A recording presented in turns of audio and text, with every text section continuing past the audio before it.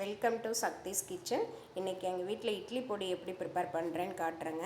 ஒரு 2 டம்ளர் வெள்ளை உருட்டு உளுந்து எடுத்து நல்லா ஸ்லோவில் வச்சுட்டு நல்லா வறுத்து எடுக்கணும். சிம்லேயே தான் இருக்கணும். பெருசு பண்ணோம்னா கரிஞ்சு போயிடும். ஒரு பருப்பு கரிஞ்சாலுமே அந்த கரிஞ்ச ஸ்மெல் வந்துடும். இந்த மாதிரி பொன்னிறமாக வறுத்து எடுத்துக்கணும். அதே மாதிரி கடலைப்பருப்பு அது 1.5 டம்ளர் எடுத்து அதையும் இந்த மாதிரி பொன்னிறமாக வறுத்து எடுத்து வச்சுருக்கேங்க. அதுக்கப்புறம் வரமிளகா நம்ம காரத்துக்கு தகுந்த மாதிரி எடுத்துக்கலாம். நான் ஒரு 25 மிளகாய் எடுத்து அதையும் நல்லா சிம்மில் வச்சு வறுத்து எடுத்துருக்கேங்க.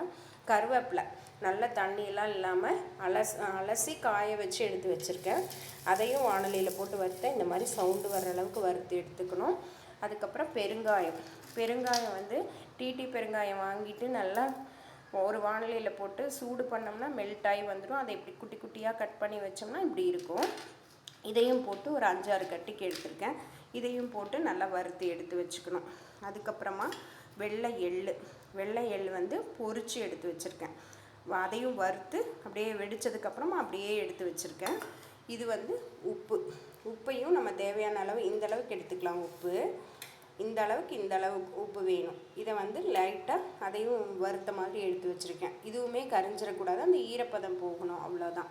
இது எல்லா பொருளையும் உளுந்தம்பருப்பு, கடலைப்பருப்பு, வரமிளகா, கருவேப்பிலை, பெருங்காயம் இது எல்லாத்தையும் ஒன்றா போட்டு கோர்ஸாக அரைச்சிக்கணும். பருப்பாகவும் இருக்கக்கூடாது, நைஸாகவும் ஆகக்கூடாது. நல்லா கோர்ஸாக அரைச்சி எடுத்துகிட்டு வெளியே எடுக்கிறதுக்கு முன்னாடி இந்த வெள்ளை எள் பொரித்து வச்சுருக்கோம் இல்லைங்களா, அதை போட்டு ஒரே ஒரு பல்ஸ் மோடில் ஒரு ரவுண்டு சுற்றினா போதும். அந்த எள் வாயில் கடிப்படுற மாதிரி இருக்கணும். அந்த மாதிரி இருக்கும்போது எடுத்துடணுங்க. சூப்பராக இருக்கும் இந்த இட்லி பொடி. ட்ரை பண்ணி பாருங்கள்.